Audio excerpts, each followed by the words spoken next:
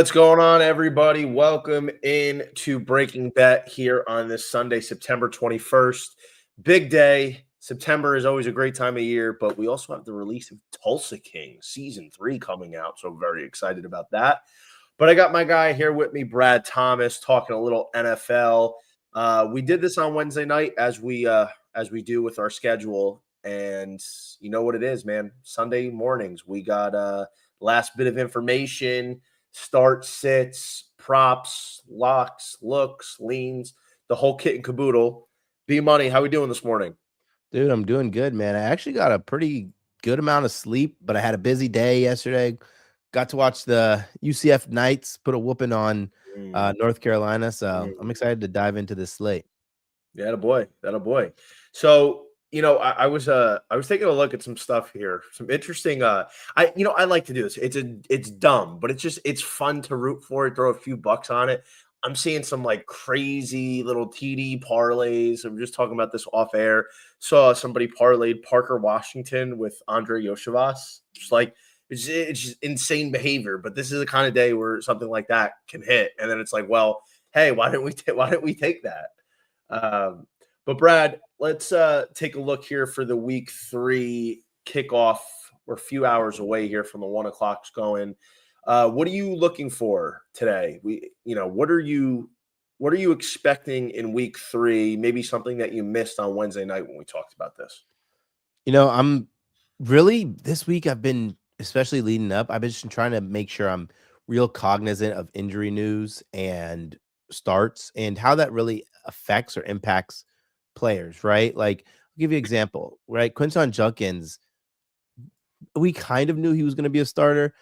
Then it gets announced. Well, his line moved from 40.5 to 42.5, and you could still play the under. But if you were there on the news, you had 40.5 at plus 110. Then you had for the over, and then you have 42 around minus 110. So now you have about a 2-yard middle with breaking dead even. So I've been trying to just pay attention to that this week. We'll get some more surprises later. And like another one, we got Ibuka. I thought Ibuka's, and we'll talk about this when we get to that game, Ibuka being on the snap count or projected snap count. I don't love his under, but I did take his under. But I think guys like Sterling Shepard, they become interesting because his number's in the 20s, right? If he takes even 50% of the target share from Ibuka, mix in what he's already been have his own target share, the 20s is really doable. Yeah, I'm excited for QJ, man. I think QJ is going to get in the end zone today. I don't know why. He looked good against the Ravens last year. We're going to get to that game in a little bit, but Quinton Junkins, you're getting him to score a touchdown north of 250 in some places. I think this kid's getting in the end zone today. Yeah. Listen, it's obviously it's a mess because you have Sampson and Ford, and now you have QJ coming into the mix, so you don't really know what the goal line situation looks like. He's the only one with some pop, though, bro. Yeah, exactly. Like on screen, he was just, you know what I'm saying? Like eye test. Yeah. QJ was looking different out there. He had the burst, he had the acceleration, like he was jumping off the screen. And I think he's going to get first crack, man. I mean, they said they're going to start him. They want to get him more touches.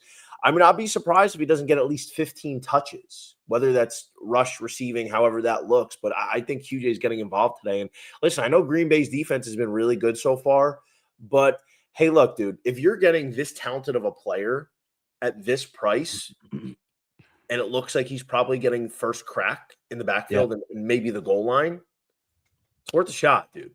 It's like Green Bay. I don't care how good Green Bay's run defense is. They're not going to go the whole season without letting up a rushing touchdown. Yeah. Go back.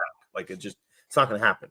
So that's definitely something I'm looking at. But overall, I want to see how, maybe some of these underdogs are looking, because there's some games where I can see dogs barking.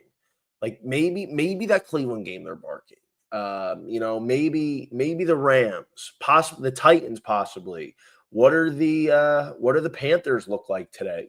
So those are the games I'm really interested to talk about and get your opinion on.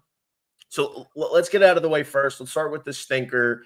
Vegas, Washington Commandos are a 3-point favorite at home. Marcus Mariota will be the starting quarterback while Jaden Daniels is nursing a knee injury.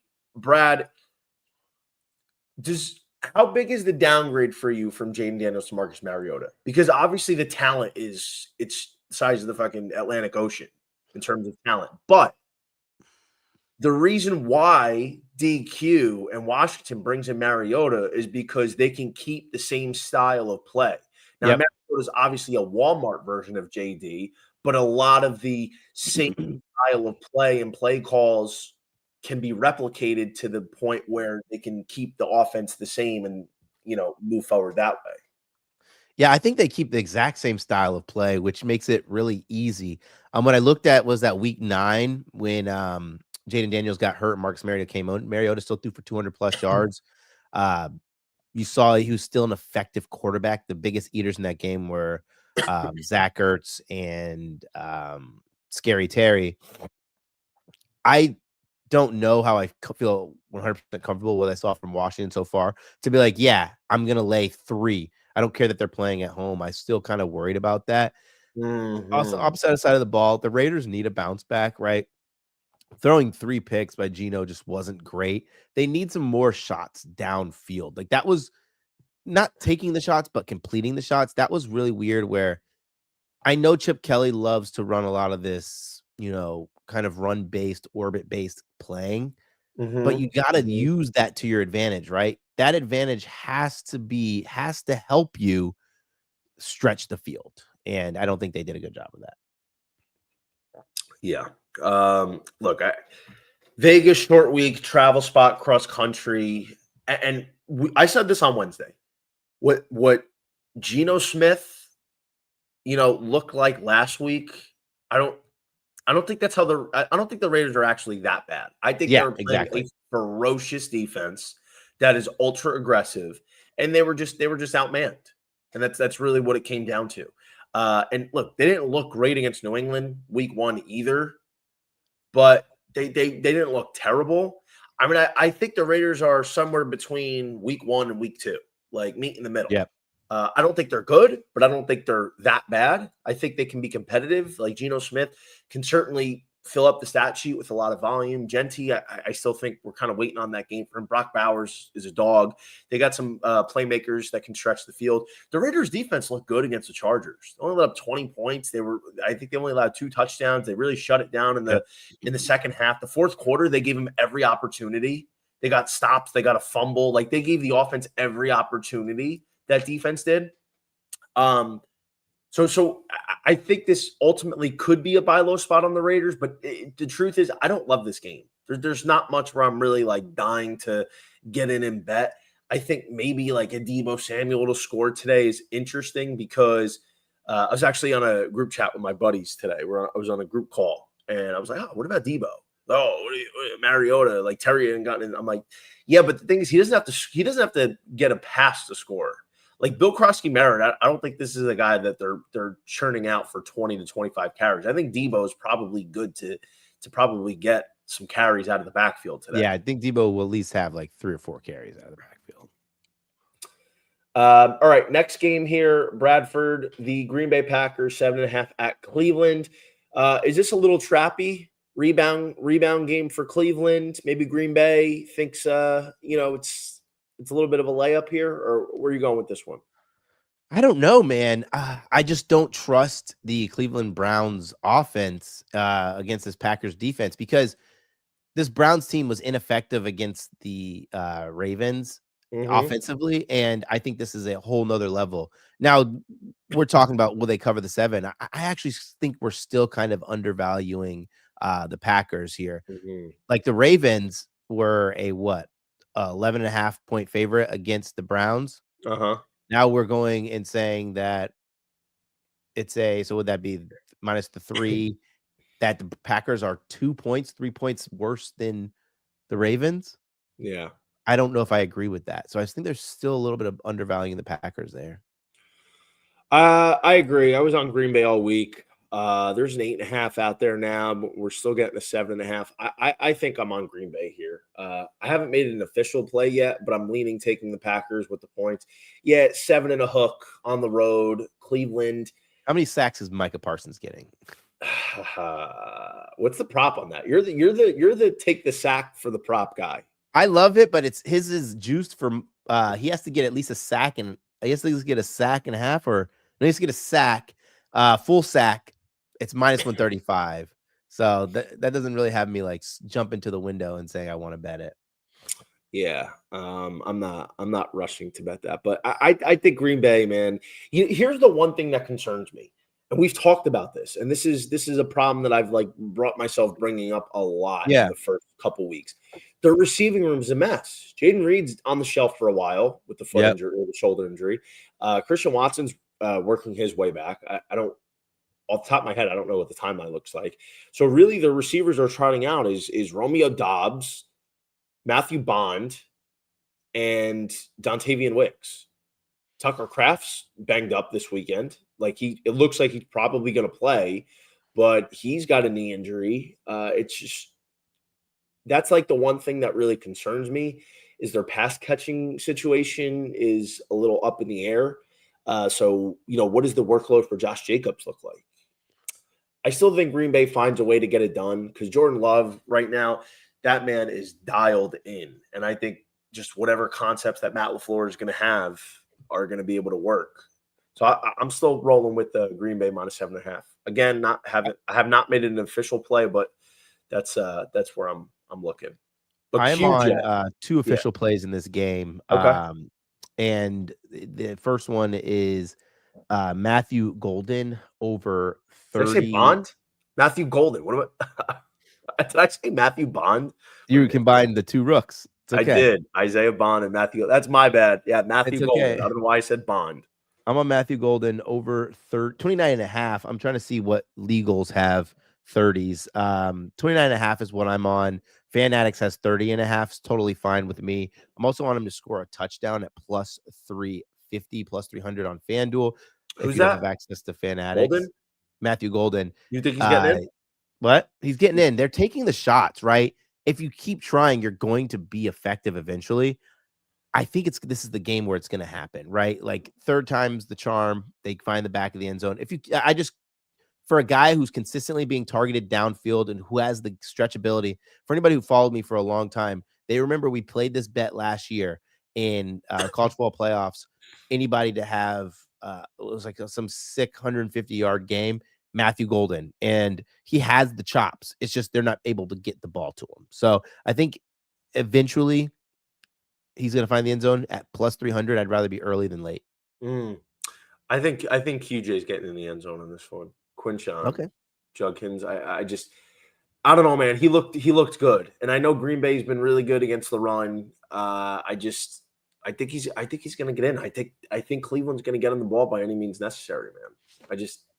I feel like the Browns are like, hey, we don't have a ton of playmakers, but we have a few, and Judkins might be the biggest playmaker. I mean, they got weapons. You know what I'm saying? Like, yeah. But I think QJ's probably going to be their biggest threat. The way he looked. I mean, Jerry Jeudy is a stud, but he looks a little lackadaisical. The kid Fannin looks great, the rookie tight end. Yeah. And Njoku's still there. Tillman's solid. But I think it's gonna go QJ, man. I have a feeling plus 255. Like this could end up being a no-brainer. And when I say no-brainer, I mean, hey, you have a really explosive rookie who is starting and expected to get a lot more touches. And after the way he looked last week, if he looks like that again and really kind of cements himself as RB1 in that backfield, and we're getting 255 this week, and then it becomes, hey, he scored, it was a no-brainer, and then like next week, he's like plus 120.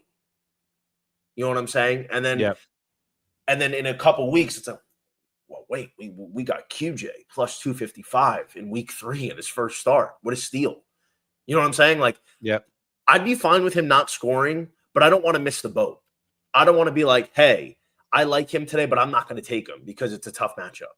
And then he scores, and then boom, you lose from plus 255 to like say plus 125 next week. Yep, exactly. That makes a ton of sense, right? Like I'm actually going to officially play that. That's an official. Dude, let's write that up in the Discord right now. Judkins anytime motherfucking tutty to get in that end zone this week. JohnnyVTV putting it.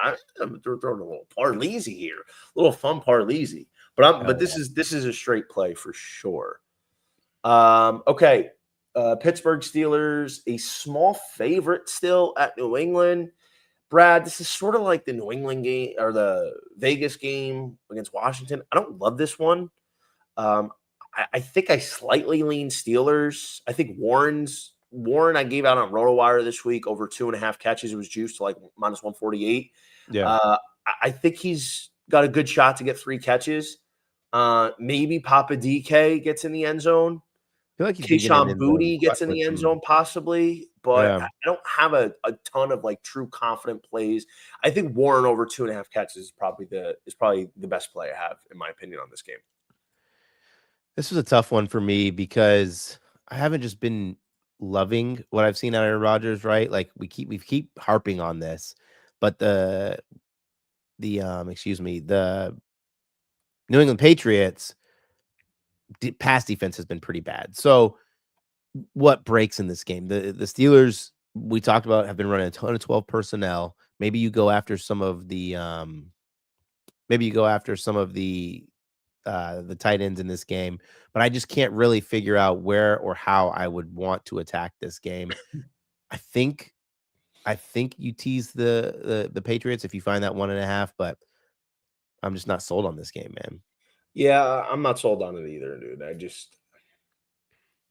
I think Pittsburgh like played way over their variance in week 1. Revenge game, Jets, Rodgers, like that whole thing. Their defense didn't look that good.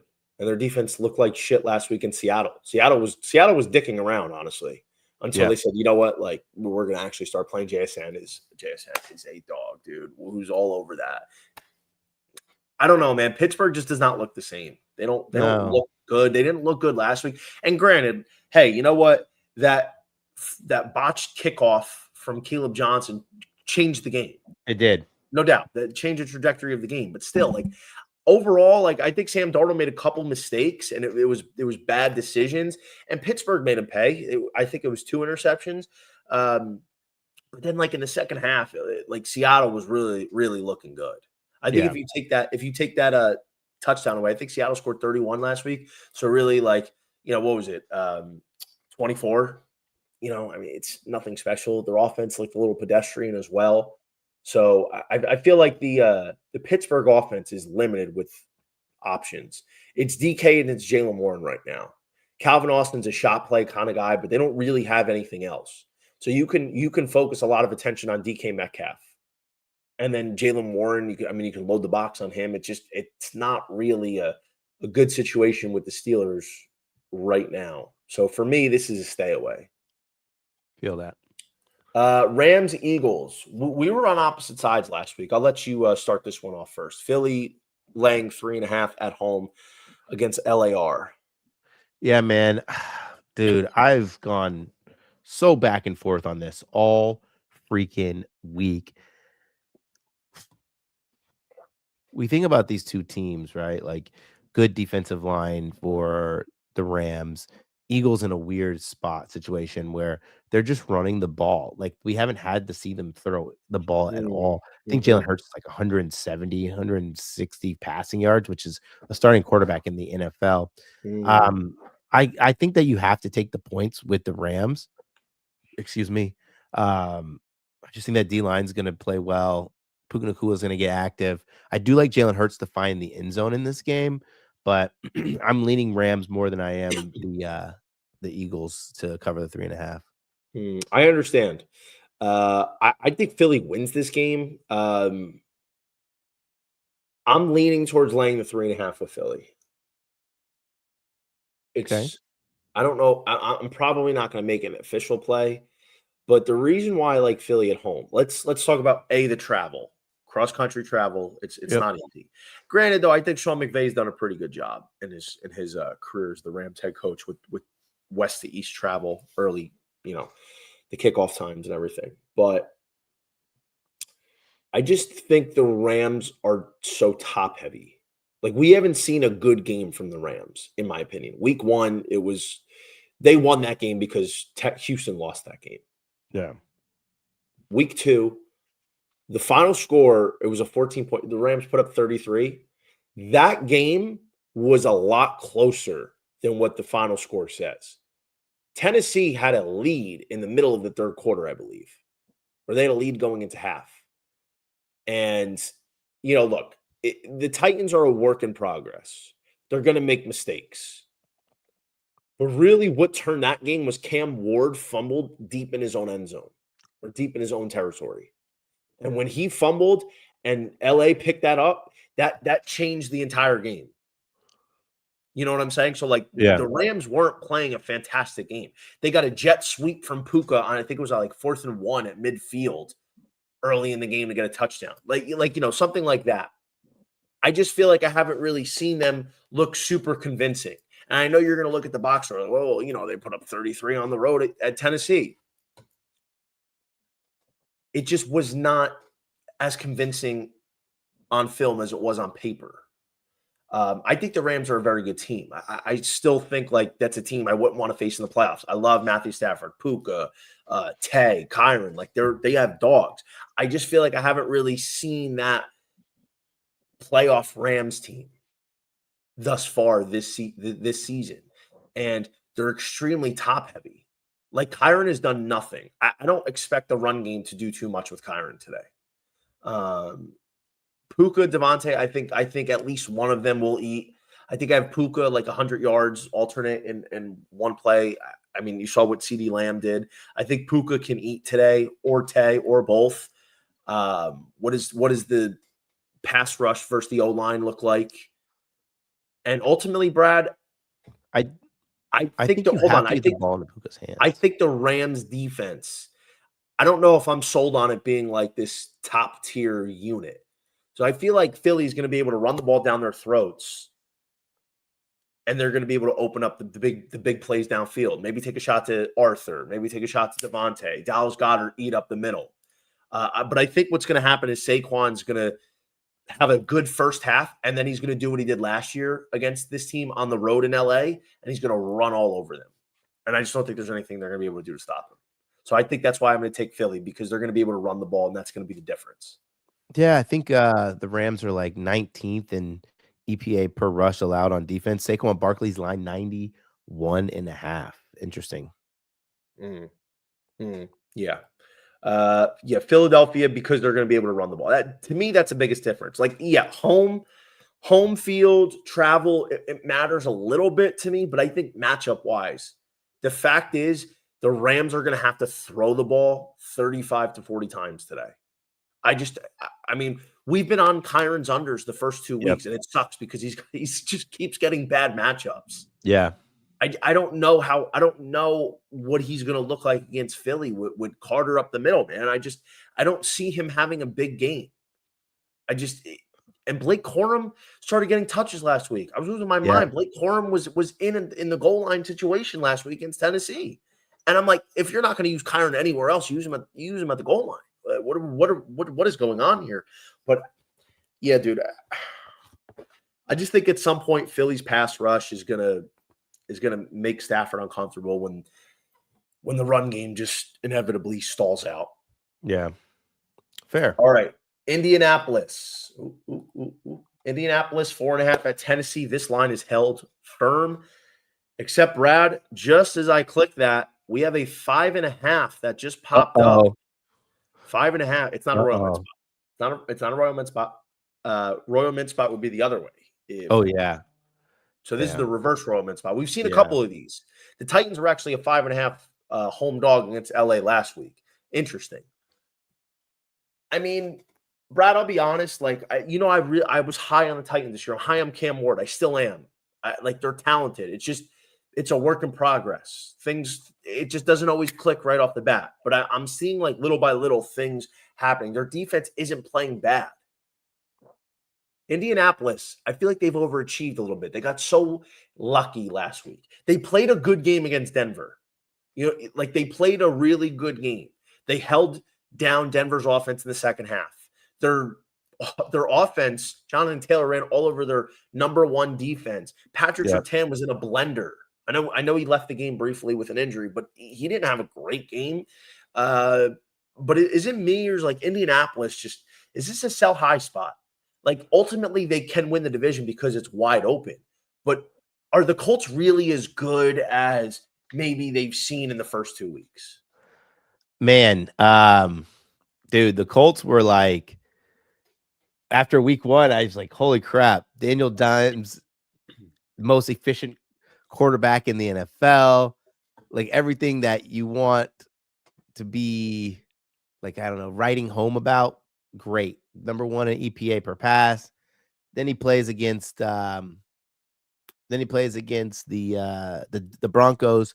Numbers drop from 75%, goes from being the number 1 EPA per pass quarterback in the NFL to now kind of closer towards the bottom. Still threw for 316 yards. So let's not disrespect it.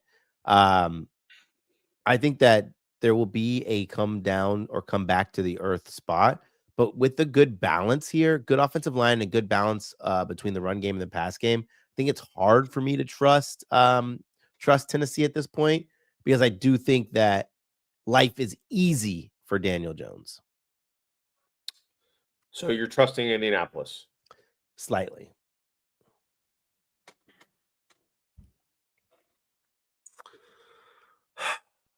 Mike, I want to take Indy here, but divisional game, Titans 0-2. They need to win. You start out 0-3. We talked about this on Wednesday. You start out 0-3, making the playoffs really, really becomes a tough proposition, especially in the AFC, where there's a lot of talent, where you can realistically have 3 teams out of the AFC West make it. So the only path for an AFC South team in more than likely scenarios is to win the division. Look, man, I'll be honest. I think I don't think Indy's Tennessee's good. They I think played well, right? Like there's a big difference. Like they've been playing decent. They've been playing okay, but in terms of just talent, I don't think they're quite there yet. That's my who? only issue. Tennessee. Tennessee? Yeah. I went with the Titans the first 2 weeks. Maybe 3 strikes and I'm out. I don't think I'm gonna officially play it, but I'd probably lean Tennessee at home. I mean, this is backs against the wall, 0-2, rookie quarterback. You know, you gotta at least put up an effort to win. I mean, look, their defense has played okay or played okay last week. The first priority is going to be stopping JT. Yeah. They did a good job shutting down Kyron last week. They did a good job in Denver week 1. Like I said, other than that one RJ Harvey 50-yard run, they don't really do a ton on the ground in terms of efficiency. I guess I'll give Tennessee a shot here. Okay. 5.5. It's not like super confident. This is more Not because bad. I believed in Tennessee coming into the year. And look, man, I think maybe Indy's better than a lot of us expected, than what I expected. But I'm still cautiously skeptical about Indy. They played a corpse in Miami in week 1, and they got lucky in week 2 to walk away with a win. A 60-yard fucking Hail Mary kick to win it, and you get called for leverage. Leverage? Dude, and that flag was 3 business days later. I'm like, a 60-yarder, you're going to throw 15 a flag for extra 15 on leverage? Come on, man. Like, so they got gifted. So I think there's got to be some variance to come back down to earth. But overall, the eye test, Indy looks good. Yeah. Indy is efficient. They're efficient. Daniel Jones is playing good ball, man. JT looks great. Their defense is playing solid. Hey, maybe Indy's good. Maybe Danny Dimes needed a fresh start. Which, by the way, it's funny. I want to mention this. So, like, I was having a conversation with my dad not that long ago, probably within the last year. And we're talking about the Giants. He's like, oh, yeah, like, I met Daniel Jones. Like, you did? He goes, yeah, like, I met him out somewhere. He goes, so Daniel Jones calls my dad's in concrete. He calls my dad Johnny. He calls Mr. Cement. He calls him. So Daniel Jones calls my dad Mr. Cement. I'm like, really? He goes, yeah. I was like, oh, that's pretty funny. Pretty hilarious. That's pretty funny. Mr. Cement. All right, Brad, we're waiting on this one. Jets at Tampa. To be honest, this is sort of like the weekend where I miss living in Tampa. Oh, yeah. because I think I know a couple people that flew down for that game. I mean, I don't blame them. September in Tampa, Jets, Bucks, absolutely. Creamsicle game too. Creamsicle game, love it. Yeah, it's gonna be lit. Question for you. Yeah. This line has been 6.5 all week. It hasn't moved. And despite the Justin Field concussion, where like early in the week, we knew he wasn't playing. Yeah. And had Tyrod baked into the price. Does that alarm you? No. I think that people aren't 100% ready to trust the Buccaneers. They did have 2 games where they probably had post-game win expectancies in the 90s. I mean, the other team had a post-game win expectancies in the 90s. I just don't know what the Jets' pathway to victory is, unless the Bucks injuries just kind of take over. I do like Bucky Irving's rushing. Jets' run defense hasn't been great. I like Bucky rushing's over. That's about it. I was on the Bucks -6.5 because I was going to play both sides, but like you said, the line never moved. So I was just like, I'm just holding a Bucks -6.5 ticket, and I'm okay with that, right? Like, it is what it is. Sometimes you try to take those chances, and sometimes they land. See if the line would. I was hoping that there'd be some public buy. 7.5. Yeah, and there was no public buy, so I'm just shoot for that middle, right on 7 on the dot. Yep. But yeah, dude. Listen, I've been on Tampa all week. Tampa was one of my big plays this week, and look, they're at home for home opener, creamsicle game, and obviously the concern for the Bucks is their offensive line. They're getting gutted with injuries. Yeah, but I just think they're going to find a way, man. The Jets starting Tyrod. Like you would think, oh, maybe it's a bounce back game after the Jets got waxed against Buffalo. I don't necessarily think so. They're just they don't have a ton of weapons. You have Garrett Wilson in the pass game. Realistically, that's all you can rely on. Yeah. Breece Hall looks good so far. Brendan Allen's good, but now you got Tyrod. Like, and the thing is, Tampa's defense, like Kalijah Kancey, yeah, that's a big loss. But the Bucs defense is still one of the premier run defenses in football. So if you can't run against Tampa, how are you going to consistently move the ball? How are the Jets going to go down there and be able to put up at least 21? Unless the Jets defense has like a Herculean effort, I don't know how that happens. I don't know if I'd expect like Tampa to blow them out. Something about that has like the Jets keeping this close for a bit, but I feel like Tampa pulls away in the fourth quarter. They keep getting like these big plays. Yeah. Emeka's going to play. Bucky Irving. Rachaad White is all of a sudden becoming a factor. He was on the key drive last week, scored the touchdown to win it in Houston. But I feel like the Bucs are going to get this one done, man. You know, preseason, Tampa Bay was my team I picked to win the NFC. Yep. I loved Tampa to win the NFC. I think every year they're kind of just like right there. They were on that tier below Philly and Detroit and San Francisco.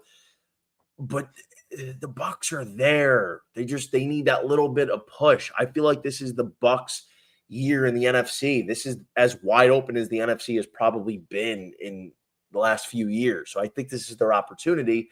And I feel like they're a good team. They make the big plays in the big moment. Like Baker Mayfield is a fucking dog, dude. He is a dog. I'm proud of Baker because, like, I was a little turned off on him when he came into the league.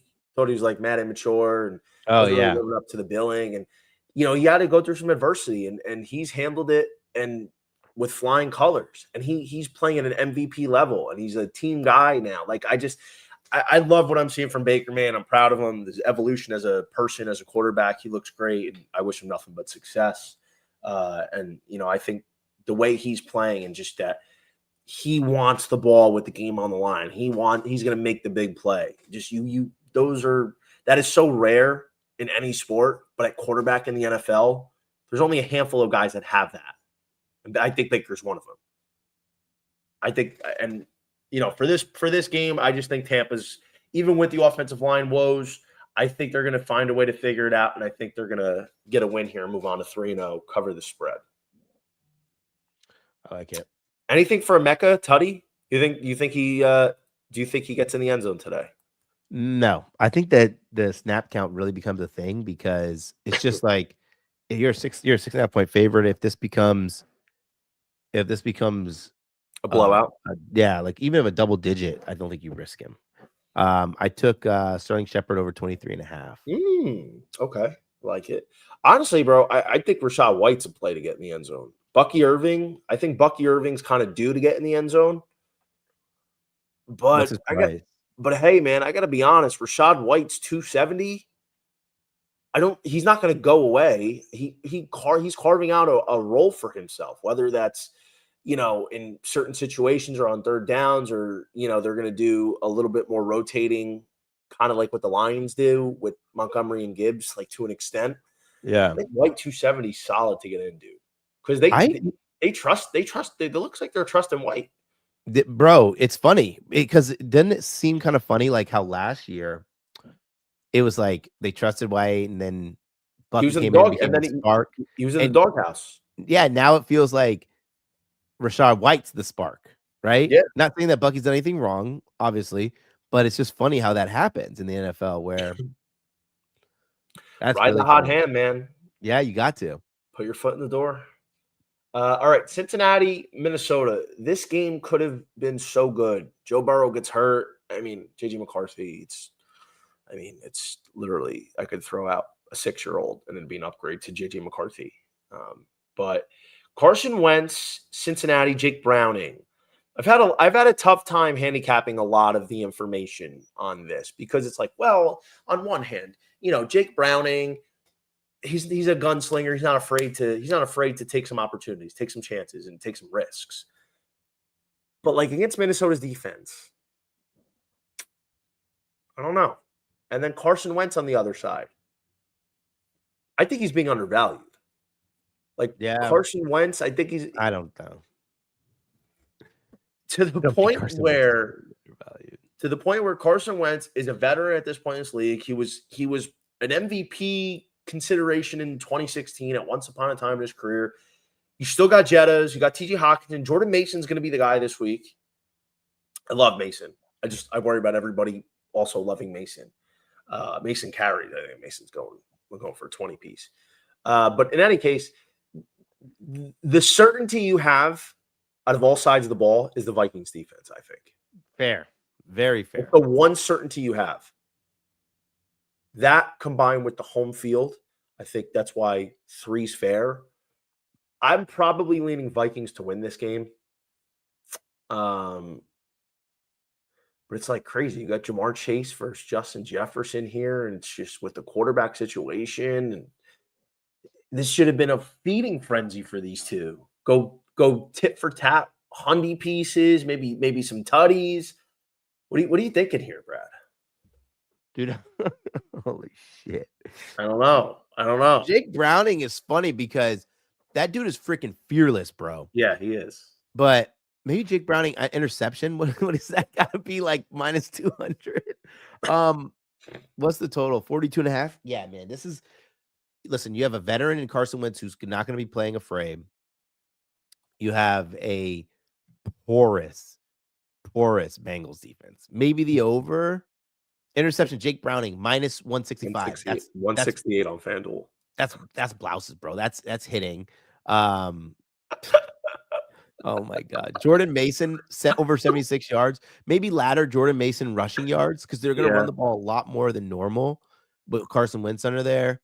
Not saying that's not really saying much though, because they freaking ran the ball a ton already with JJ in. Attempts for Mason 18.5. Oh my God. Gotta be right. Like who else is running the ball there? I don't know. Like, listen, man, this could be for me the most like trap public Joe spot. I'm probably gonna take it because it's like sometimes like a lot of times that hits. Those public like Joe spots hit. But regardless, if we take all that out, like you said, who is running the ball for the Minnesota Vikings? Cam Akers, did they sign him? I think Cam Akers might have gotten signed. He knows the offense a little bit. He knows the offense. Maybe that's a little bit of a thing, but I don't know, dude. Jordan Mason's looked pretty solid so far. they're going to lean on the ground game. Jordan Mason's got some pop, bro. Last time, okay, let's put this in perspective. Cam Last Akers, time Jordan they Mason signed got Cam the Akers, start. by the way. Cam Akers, they signed. Last time Jordan Mason got the start, obviously, granted, we're talking about two different teams. His line was like 45.5 at open. He ran for over 100 yards. And it was over 100 yards easy, bro. Like, remember, it's different offense, but the dude has pop when he's not hurt. Like, that's like the number one thing is like, he's got the juice. What is his longest rush? Do they have that? Yeah, No. hold on. Let me longest rush is, I don't have longest rush here. What the 16 heck? and a half. Bro. That's easy, bro. Yeah. I mean, would you mess around with Jordan Mason 125 rush? I was gonna do 100 plus 550. Like how big would you take this ladder? Because listen, like I said, this could be the biggest scam play of the week. But again, dude, I mean, I'm just sometimes it's like right in front of you. It's like, how am I not going to take this? Like, what would we miss? Is Minnesota going to drop back 30 times with Carson Wentz? Maybe, but I don't think that's their path to victory. Christian Darrisaw is back, by the way, this week. That's huge. That's a huge return for the Vikings. Darrisaw, I think they're going to be running behind him a lot to the left side. You know what sucks? What really sucks is I wish there was some better sample, right? Like of teams that they played against, where teams where I trust their rushing attack, where I think it's going to be a deep, like a teams where I could get a good sense. They played against the Browns, who were kind of floating around three different guys, didn't really have an identity. Then they played against the Jags, who are going to turn into a pass first team. They did run the ball with their top two backs like 23 times or something. So it's just, what is the Vikings game plan? What is the Vikings game plan, man? That is the question. That's really what I have to ask myself. I don't know. I feel like they got to be running the ball a lot. I think they're going to be run first today. But hey, man, we'll see. I mean, I'll be 100% honest because we're saying this. It's 10:43, right? Kickoff's in a little over 2 hours. There is a world I could see Kevin O'Connell be like, you know what? Carson Wentz is a veteran guy. We got weapons. We got the Darrisaw back. I trust him to air it out today. There is a scenario where I see that. We're like, hey, Carson Wentz isn't some rookie that we're going to put the training wheels on. Like, Carson Wentz is a guy that's been in high leverage moments, that's performed well. I mean, granted, it was like fucking 10 years ago, but, nonetheless, it's still there. I mean, there's a scenario where I could see that. Hey, we got the best receiver in the world. We got Jettas. We have TJ Hawkinson. I mean, we're still working in who else, but while Jordan Addison comes back. But I can see that happen. But ultimately, I think Mason's going to have a day. Listen, if I'm wrong and I get killed on it with Mason with the yards and the carries and all that, so be it. I can live with that. But I'd be sick if I'm like, you know what? I liked Mason all week. I think that it's a butter matchup. It is a butter matchup. You got Darrisaw back. He is the running back. Like, yeah, Cam Akers is there. Maybe Cam Akers gets some carries, whatever. But I would be sick if I liked all of that this week. It was all in front of us, and we didn't take it. And then it ends up happening. So I'm in on Mason with the carries, with the yards, touch, like everything. I am tripling up on Jordan Mason today. And I have him on my bench in fantasy. Actually, speaking of, I have Hubbard, Kyron, and Swift in the flex.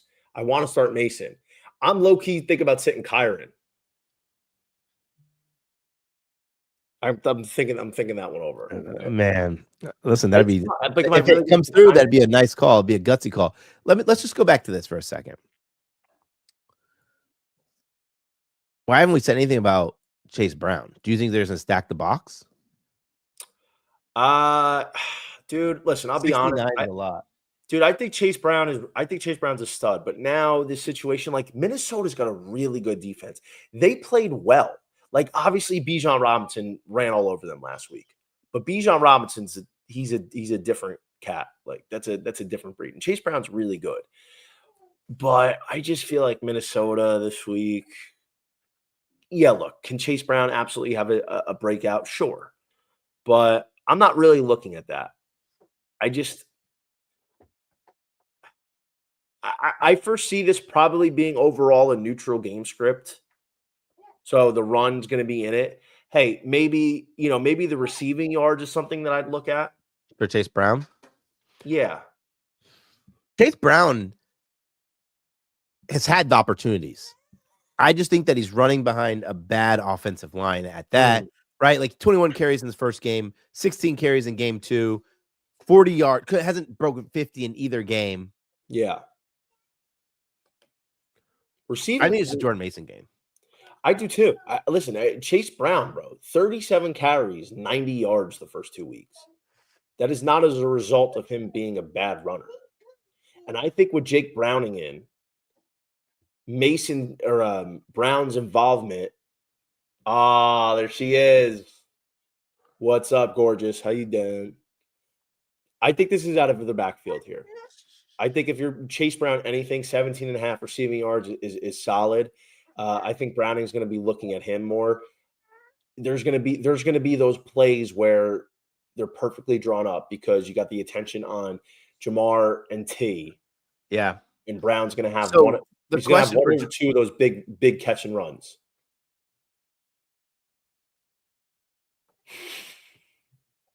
You're on daddy duties, man. I get it. Yeah, man.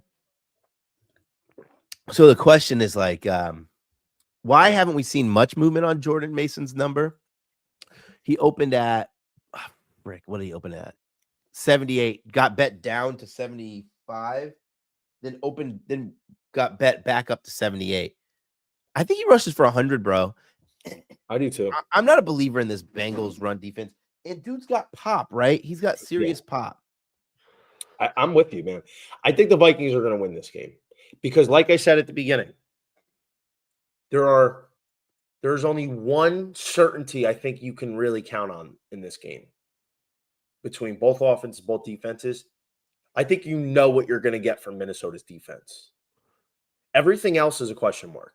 And listen, that doesn't mean Minnesota completely shuts them down. Like, listen, maybe the Bengals get up there and put up 21, 23 points, which is a solid effort. Although I don't really see that happening. I think this is a lower scoring game. But I feel like the Vikings defense is probably in line to have a good one here. Kind of keep a lid on the scoring.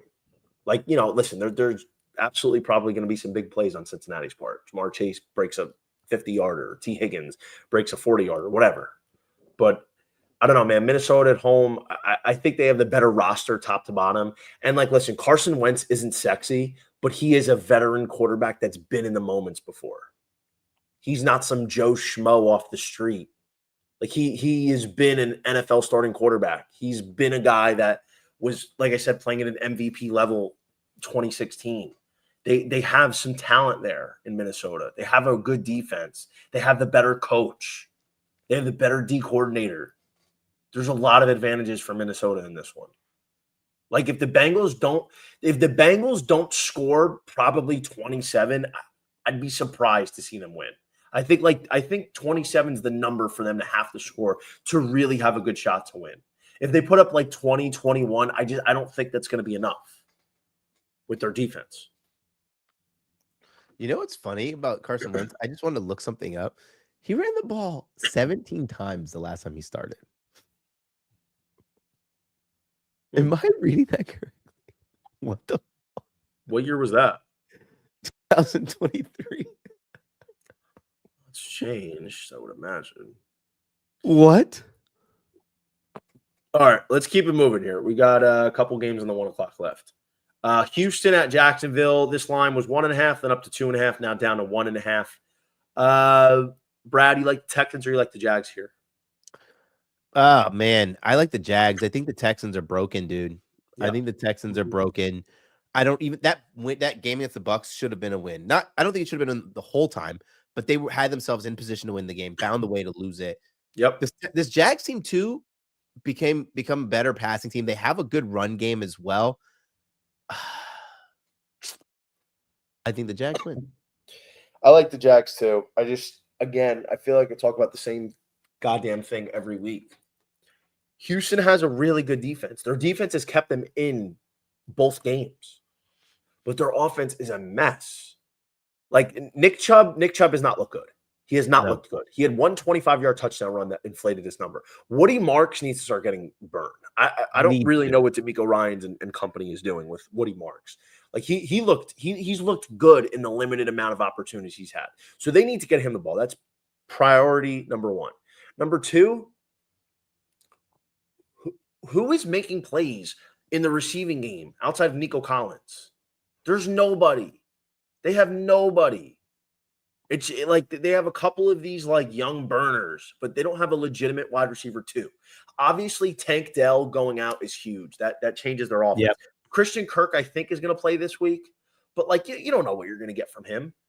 I mean, Kirk could be good. I like Christian Kirk. I still think he's got some juice, but that's a big toss-up right now. And more importantly, CJ Stroud. I talked about this coming into the season.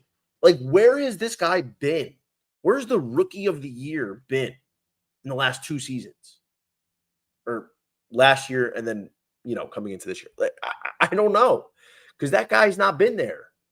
He had a good opening drive again on Monday night, and then he just looked like a deer in the headlights the rest of the time. Tampa's defense created some pressure, fine. But I don't know. The offense is a mess. The offense is stuck in the mud. They had to run the ball so much. And things are getting tough when the Buccaneers go, Clyde Kansey gets hurt. They bring in a rookie edge rusher, and even the rookie is beating your veteran offensive line. That's pretty bad, man. Times are tough. Dude, honestly, Woody Marks needs to start getting some burn, man. Like he's got 6 carries in 2 games. That is nuts. And he had a 37-yard catch. I think he needs to start getting some burn. But until that happens, dude, like Jacksonville at least is playing with energy. Tough loss last week. I mean, that was a game they probably that was a game they're kicking themselves like, hey, we lose Joe Burrow and we can't get this win. But they're playing with a lot of energy. They're playing with a lot of juice. Yeah. And I like Jacksonville at home. I think they have more weapons on offense. And like Brian Thomas Jr. hasn't even gotten going. I don't know what the hell's going on, dude. There.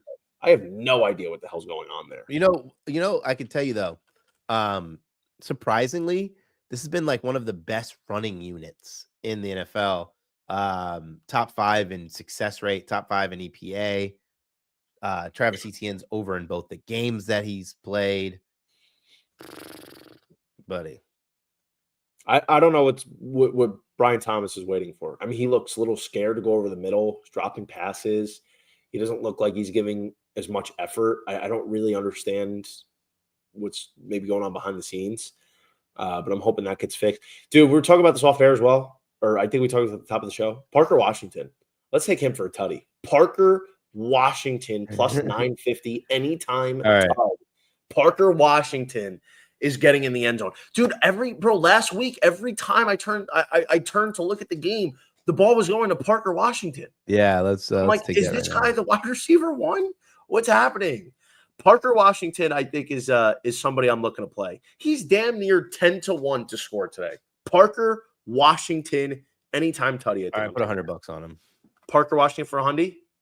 Yeah, 100 to win 850. Where'd you do it? Where'd you throw it on? I just did on Bovada.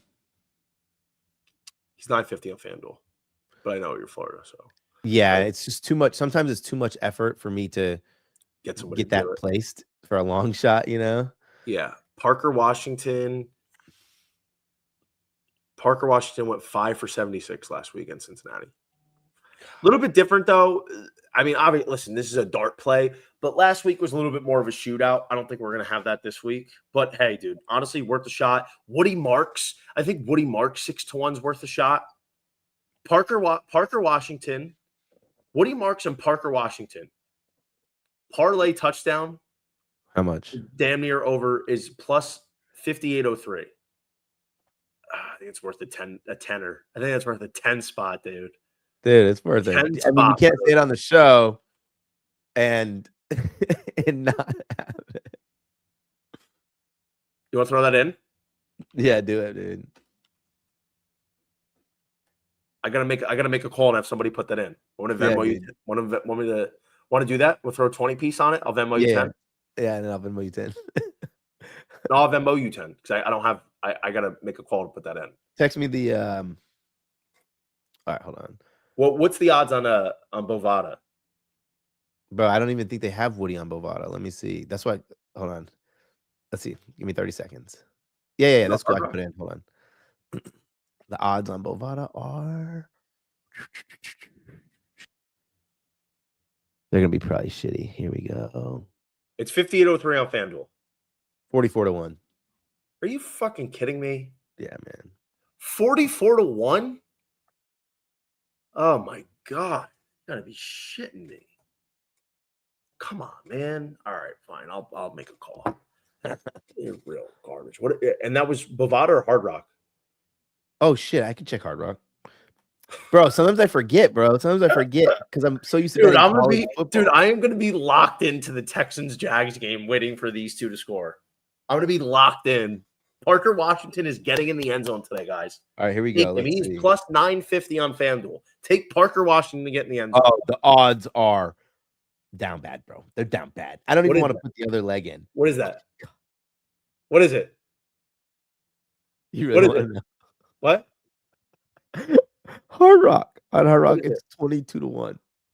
Are you kidding me? I'm not. Dude, somebody needs to shut this shit down. Oh my god, what an embarrassment. God, what did I just witness? Jesus Christ, what an embarrassment that is. Wow. Ooh. Ew. All right, well, we've been having a good time here. We're barely even through the 1 o'clock slate, and it's almost an hour in. All right. Atlanta at Carolina, down from 5.5 to 4.5. Do you think Carolina is going to build off what happened last week? All right. Let me put it this way. I think they have the ability to, right? I think they have the ability to take what they did last week and use that as a positive. But I think this Falcons team is the real deal. Come on. Defensively. I think they're a real deal, bro. Yeah, I don't know. But it's nice of you to say. I don't. But in any case, okay, fine. I think ultimately I'm surprised Bijan's not higher for his rushing yards. Yeah, I got killed on Connor last week, and I don't really know what the hell's going on. Like, they were in a run game script. He basically didn't play the entire second half. I don't know what is going on. That's also why I liked Trey Benson, but that wasn't official at all. So I don't really know what's going on there. But one thing we do know is Bijan Robinson's getting the rock. He's not James Conner. He's getting the rock today. That's how they're going to have to win. Like, Bijan's averaging 17 carries a game the first 2 weeks. This guy is their offense. I mean, look, man, Carolina had a 1 in 111 backdoor cover, down 24 points. We had all over the Cardinals 6.5 last week. That was a great play. That was just ridiculous. It was the first time, I think, in 111 games that happened. I think a lot of it is because Arizona does what they do best, and they just take their foot off the gas and they coast. Yeah. I don't think it's because Carolina looked that good. And granted, it's a divisional game. They're a home dog. They could get up for this one for sure. But, man, I think Atlanta didn't play well in Minnesota. The only reason why Atlanta won that game is because Atlanta kept trying to give that game away, but Minnesota was giving it back harder. That's the only reason why Atlanta won. Bijan looked good against Minnesota's defense, even with some injury. Like, it's impressive. I think it's a bounce back spot for everybody on the offense not named Bijan. Defense looks good. Going to be without AJ Terrell. I think this is a Tet McMillan game. I think Tet's going for a hundy today. I think Tet gets his first tutty. I think, honestly, London might get in, maybe. But I like Tet McMillan, and I like Bijan Robinson ladder. Yeah, I think Tet and Bijan are both going for a hundy piece this week. I also like Bryce Young over 13.5 rush yards. That's not official play, but I do think that Bryce Young against Atlanta will be able to, I don't know how to say it, will have running lanes, but not like designed runs. Like when there's nothing there in the back end, he will run it. There'll be Improvise. lanes for him to run it. Yeah. Yeah. Yeah, I think that'll be good. I liked it. I agree. But I think Atlanta's going to win, man. Like I think Atlanta's D's good. I think the Falcons offense is definitely a work in progress, but it has a lot of promise. Yeah. Listen, maybe Carolina shows up ready to play or tries to kill us with another backdoor, but I think this is an Atlanta spot. All right. New Orleans, Seattle, Pacific Northwest, 7.5, been 7.5 all week. Looks like some juice is coming in on the Saints, getting the 7 and a hook. Could push this down to 7. Where are you leaning?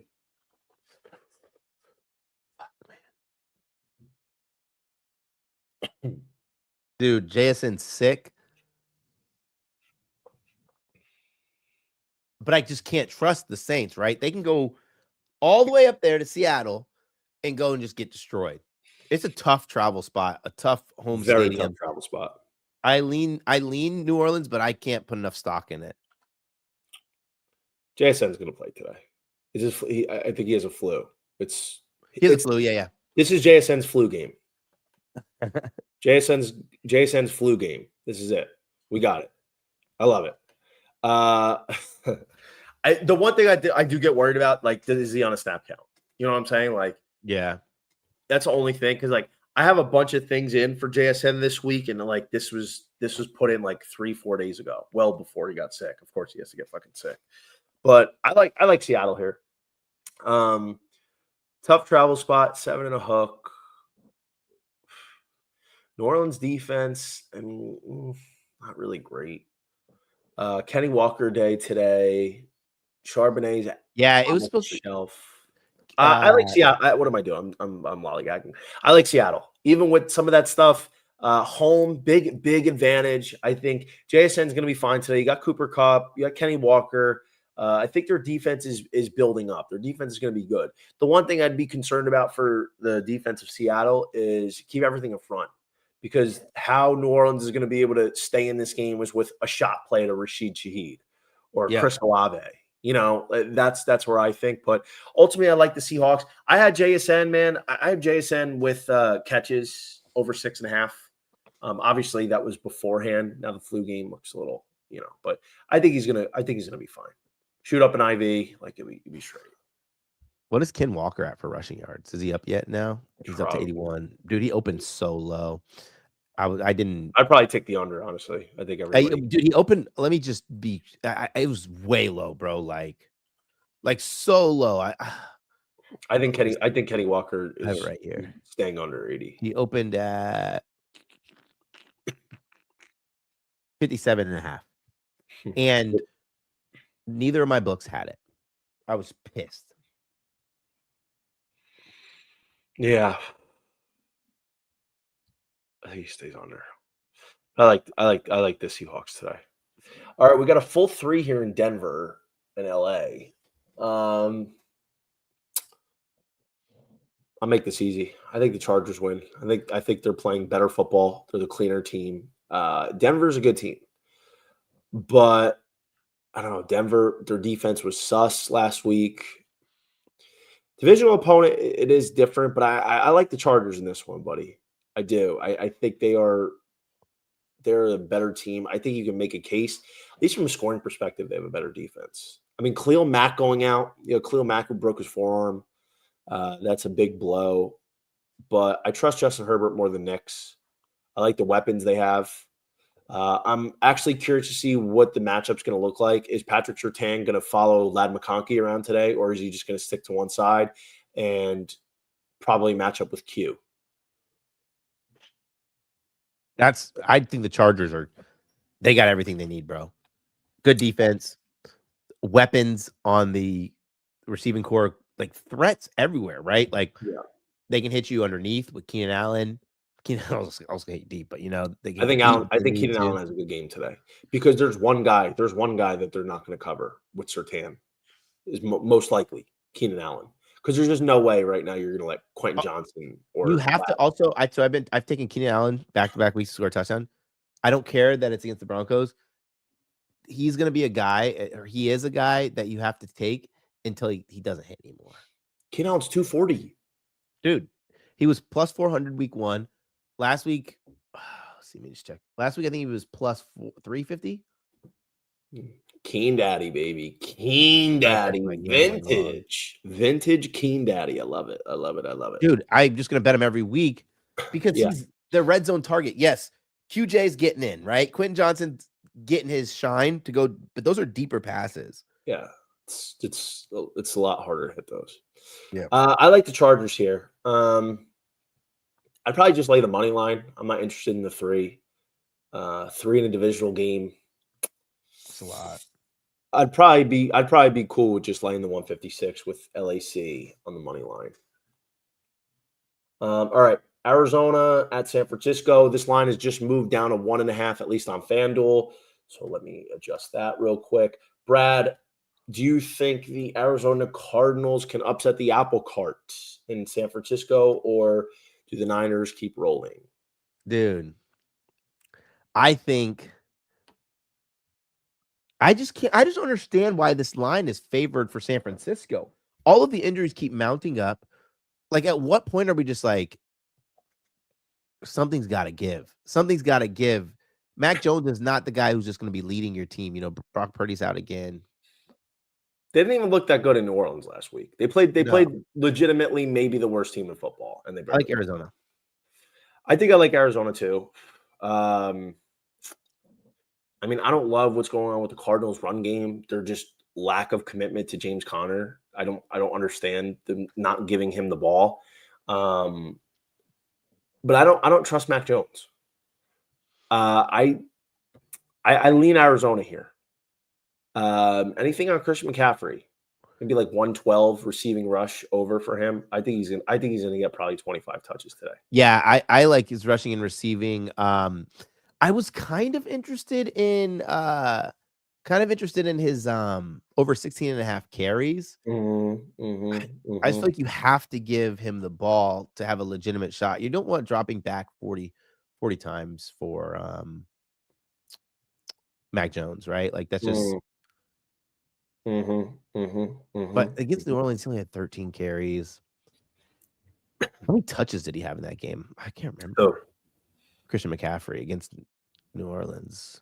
I mean, he's looked good so far. He had 13 carries, 6 catches. What is that? 19 touches in that game. He's looked like Christian McCaffrey. Yep, he did. Yeah, I mean, I would look at that, but otherwise, I mean, nobody really of interest for me. I don't think I have to play a prop in that game. I don't think. Yeah, I mean, McCaffrey's the only probably the only way I would go. But I like Arizona here. I think Arizona's a good teaser leg. Get them up to 8.5. You're inside the 1 score. Arizona. I'm making a super teaser for this week for anybody who's interested. But Arizona is in my super teaser. I think Arizona getting 8.5 on a teaser is a nice play. Yeah. All right, Dallas, Chicago. Dallas was flipped to the favorite status at the Bears, 50.5, high total. Brad, I like the Cowboys here. Their defense looked like shit against Russell Wilson last week, but the truth is, we know what we're going to get from the Cowboys offense with Dak Prescott. And they got a surprise, Javonte Williams. He looks really good. Look, I wasn't high on Williams coming into the year because, this guy was unbelievable as a rookie. And then once he had his injury, he didn't look the same. But he's looking solid here. He's getting the carries in Dallas. Like, is it the Ravens level rushing attack? No, but it's serviceable. This is providing like a nice complement to the pass heavy approach that they have. Lamb, great. Pickens, Prescott looks solid. I think it's going to be one-way traffic for Dallas's offense today. I think they're going to be pushing the ball downfield. The Bears secondary is bleeding. They got absolutely toast against Detroit last week. Jalen Johnson's officially out for the season.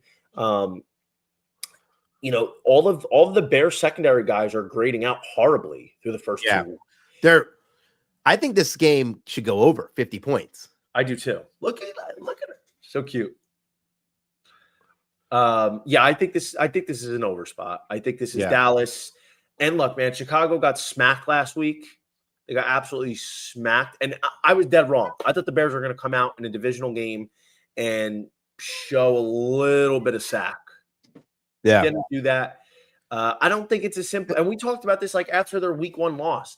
Like why I took the Vikings in that week 1 is because I just don't know if I'm buying like everybody off the rip is Ben Johnson. Listen, he was great as the Lions OC last year. But some guys are better off being number 2s than number 1s. I'm not saying that's the case with Ben Johnson, but like you don't just always come in right away because you're a high-profile coordinator and take over and immediately everything starts going your way. That's just it doesn't happen like that, Brad. You know that. Yeah, I do. And I think the Bears are they're not there yet. Their defense is bleeding right now. Their offense doesn't look competent enough on a week-to-week basis. But I'll say this. This is a Rome Daddy game. I think Roma Dunze is going for a C-note. I think Rome Daddy's going for a tutter today. I like Roma Dunze. I think he's going to have a big one today. I like Lamb. Lamb, for me, a hundy piece.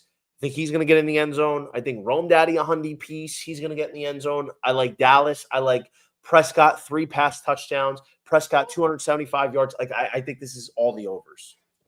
I love Roma Dunze and Lamb today. I think Dallas wins. I like the over. I'm having a hard time trusting the Dallas defense, the secondary. But one thing that I wanted to highlight is like Dak willed his team to victory, right? Like Dak made sure their team won that game. Like that says a lot. It's only a 1-point spread, and we just watched the Bears get embarrassed. Technically, they got embarrassed in back-to-back weeks, you know? Yeah. You can lock my door. All right. Yeah, no, I'm feeling it. Okay, let's see. What do we got next? Kansas City at the Giants, 5.5. I'll start this one. This is do or die for KC. I mean, they've been a shell of themselves.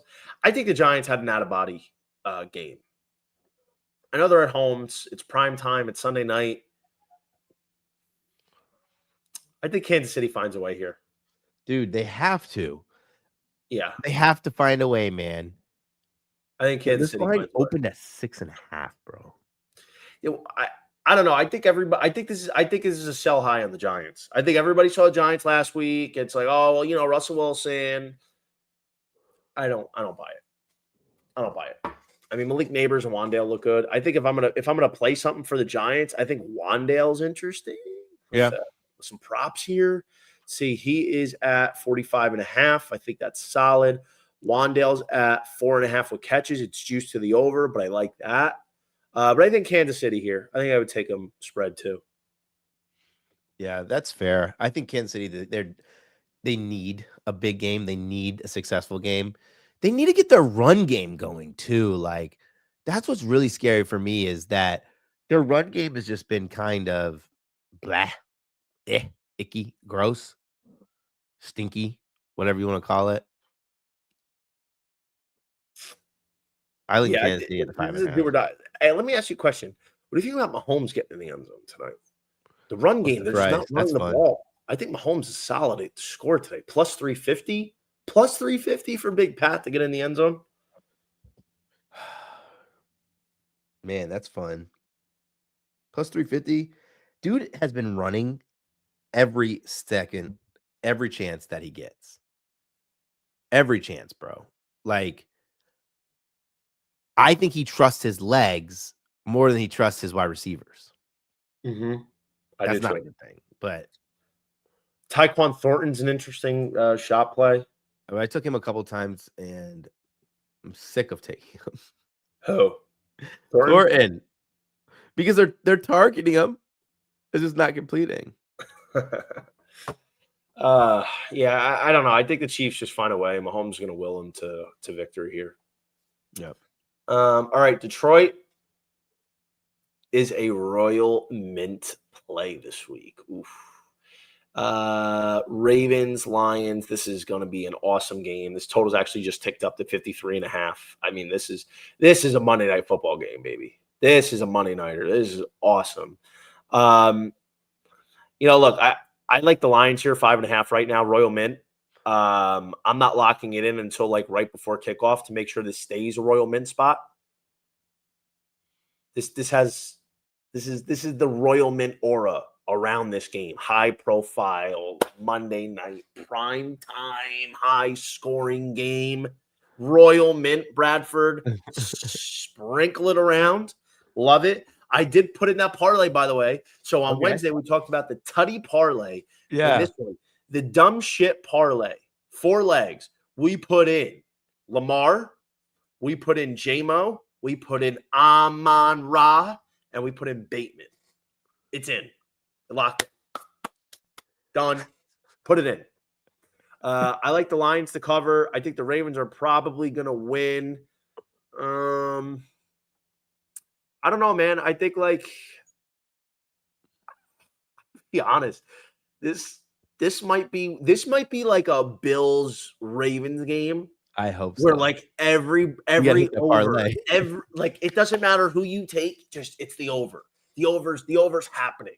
It doesn't matter who you take. It's the over, baby. Every single player, yards, catches, carries, tutties, yards, passing, completions.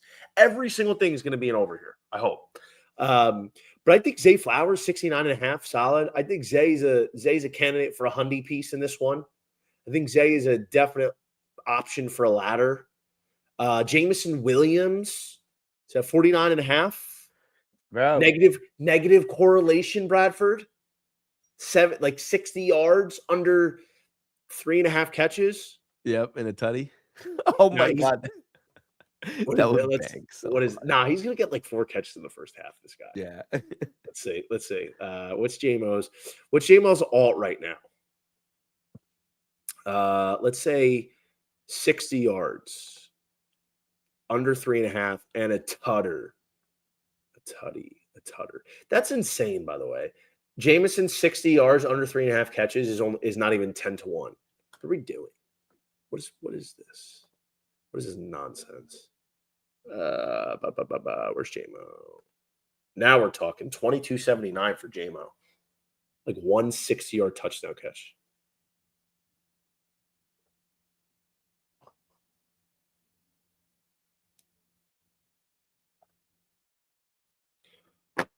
Sorry.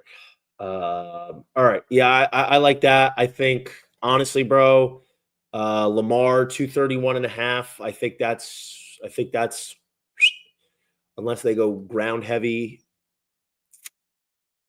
What do you think about Jahmyr Gibbs receiving? Oh, man. What is it? Jahmyr Gibbs receiving yards is 23.5.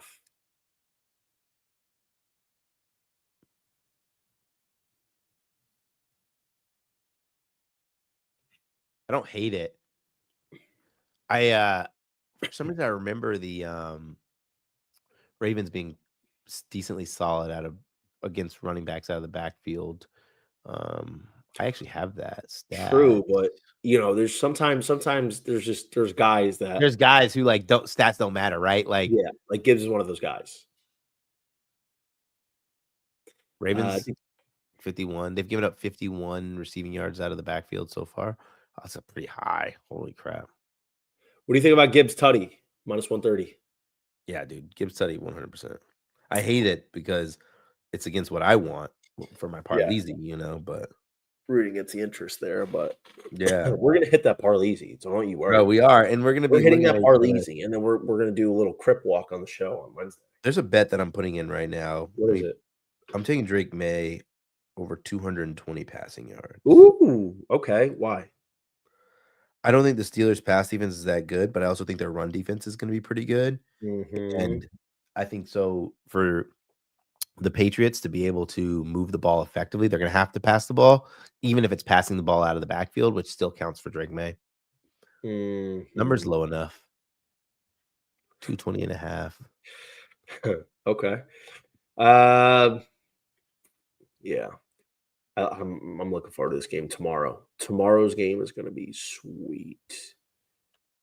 I think the Ravens win, though. Think the Ravens win? Money line. There we go. All right, I had to put that in. I've just been mulling this over for a little bit, and I was like, I got to take this. How about D-Hop over 18.5 receiving yards? Let's take him for a touchdown. Could. I think D-Hop still looks good enough to get a couple big plays. Yeah, he does. Yeah, but that's going to be a good one. Cards looking stacked this week.